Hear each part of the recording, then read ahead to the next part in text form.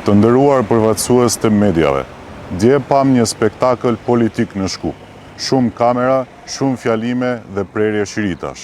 Por vetëm një gjë mungonte në atë film propagandistik, parat për projektin. I gjithë kabineti qeveritar doli për të shënuar fillimin e ndërtimit të kampusit të Universitetit Nën Tereza. Por e vërteta e këtij projekti nuk gjendet tek shiritat dhe fjalimet, por te faktet. E tani le të flasim me fakte.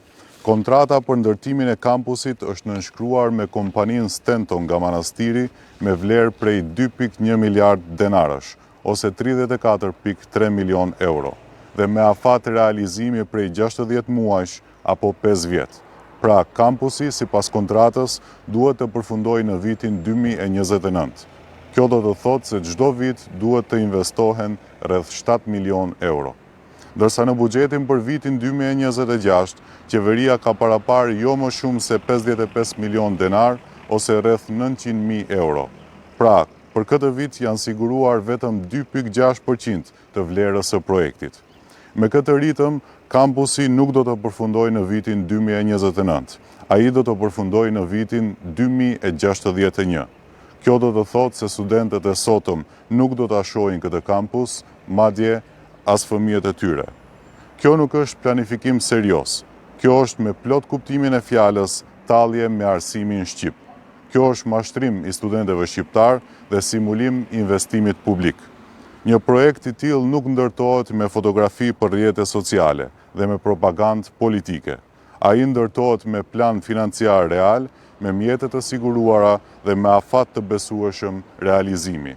Por kjo qeveri, e veçanërisht përfaqësuesit e vlen, po tregon çdo ditë se nuk janë në gjendje të realizojnë asnjë projekt të vetëm. Edhe kur premtojnë diçka për shqiptarët, e bëjnë pa mbulesë buxhetore, me shumë propagandë dhe pa rezultat real. Pra modeli është i qartë: premtimi i madh, ceremonia e madhe, buxhet qesharak. Madje edhe projektet e nisura nga qeveria e kaluar, si korridori 8, që sot i reklamojnë si suksesin e tyre, realizimi i tyre rrezikohet nga kjo qeveri pikërisht për shkak të mungesës së mjeteve financiare. Prandaj sot kërkojmë përgjigje të qarta. Pse për projektin prej gati 35 milion euro janë siguruar vetëm 900.000 euro? Cila është dinamika reale e financimit për vitet në vijim? Si do të respektohet afati prej 60 muajsh, kur buxheti aktual mbulon vetëm 2.6% të kostos?